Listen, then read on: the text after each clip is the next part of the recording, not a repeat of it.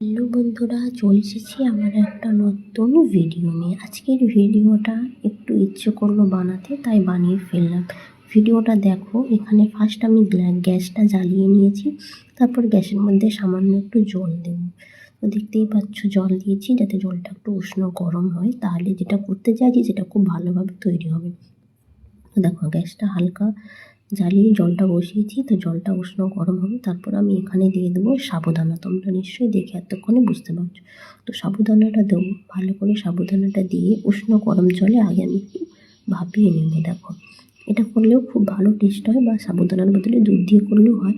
আমি ভাবলাম আজ একটু আগে জল দিয়ে ভালো করে করে নিই, তারপর এর মধ্যে দুধ অ্যাড করবো। তো চলো একে একে পরিমাণ মতো আমি এখানে সাবু দিতে থাকবো, আমার যতটা প্রয়োজন। আমি সাবুটা এখানে আগের দিন রাতে ভিজিয়ে রেখেছিলাম, ভিজিয়ে ছেঁকে নিয়ে তারপর আমি উষ্ণ গরম জলের মধ্যে আমি সাবুটা অ্যাড করছি।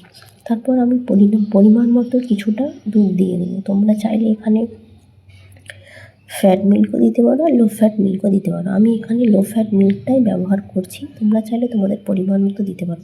তারপর আমি এখানে একে একে অ্যাড করে দেবো নারকেল কুড়ো।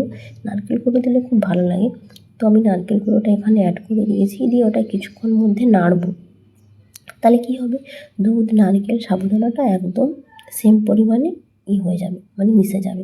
তাহলে টেস্টটাও খুব সুন্দর হবে। তোমরা দেখে নিশ্চয়ই বুঝতেই পারছো যে রান্নাটা শুরু হয়ে গেছে, আর গ্যাসটাও জ্বলছে। দেখো কত সুন্দর লাগছে কালারটা, আমার কিন্তু হোয়াইট কালার। তারপর হ্যাঁ, ভুলে গেছি বলতে, এখানে তোমরা চাইলে একটু সামান্য সিন্দুক লবণ দিতে পারো। তো আমি পরে দিয়েছি তেজপাতা। এলাচ আর লবঙ্গটা কেন দিচ্ছি না, যেহেতু বাড়ির ছোটো বাচ্চারা খাবে, তো তাই ওটা দিলে একটু ঝাল লাগবে, তাই জন্য দিচ্ছি না। তো সেন্টের জন্য শুধু তেজপাতাটা দিলাম, এলাচটা আমি গুঁড়ো করে দিইনি। তোমরা চাইলে এলাচ লবঙ্গ দারুচিনি দিতে পারো, ওটা দিলে আরও সুন্দর টেস্ট হয়, কিন্তু আমি দিচ্ছি না এই কারণে।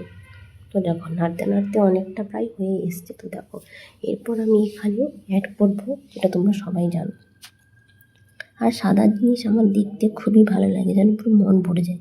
দেখেই আমার তো খুব ইচ্ছে করছে। এই দেখো এটা কী দিচ্ছি বলে, তো আমি এখানে চিনি অ্যাড করছি না, আমি এখানে দিচ্ছি খেজুর গুড় পরিমাণ মতো। দেখো পরিমাণ মতো আমি এখানে দেবো, খুব বেশি মিষ্টিও দেবো না, খুব বেশি তিক্ত ভাবটাও আনবো না। তো এখানে আমি পরিমাণ মতো আমি দিয়ে দেবো, যতটা দরকার, তাই না। দিয়ে ওটা আমি ভালো করে মিশিয়ে নেবো। মিশালে কি হয়, কালারটা একটু অন্যরকম হয়।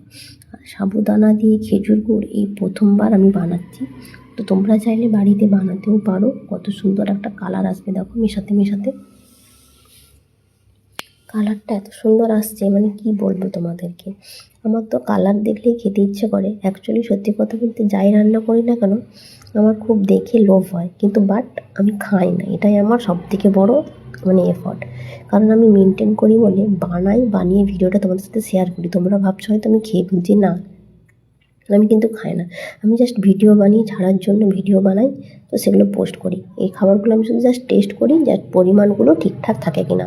অনেক ক্ষেত্রে কি হয়, পরিমাণ টেস্ট করার জন্য নিজে টেস্ট করি না, আমার বোনকে দিয়ে টেস্ট করাই, তো ওরা বলতে পারবে যে কীভাবে টেস্ট হয় আর কেমন লাগে টেস্টটা।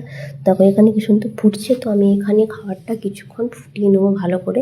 তাহলে কি হবে, মানে জিনিসটা আরও টেস্টি ও সুস্বাদু হবে। তাহলে কি হবে, ওদের খেতেও ভালো লাগবে। তো দেখো ভালো করে ফুটিয়ে নিচ্ছি। আর এই শীতকালের মরশুমে খেজুর গুড় তো আমাদের পাওয়াই যায়, তাই ভাবলাম সবসময় তো মানুষ চিনি বাতাসা দিয়ে বানায়, মিছরি দিয়েও বানালে ভালো লাগে। আমি তাই ভাবলাম খেজুর গুড় দিয়ে বানালে কেমন লাগবে। ভালো লাগলে তোমরা একবার এই খেজুর গুড়ের সাবুদানার পায়েসটা বানিয়ে খেও, কেমন লাগছে কমেন্ট করে জানিও। এখানে তো কমপ্লিট, আমি এখানে প্লেটে করে ঢেলে দিচ্ছি। ঠান্ডা হয়ে গেলে ওদেরকে আমি বাটিতে করে তুলে দেবো। আর একটু গরম গরম না থাকলে তো খেতে ভালো লাগবে না।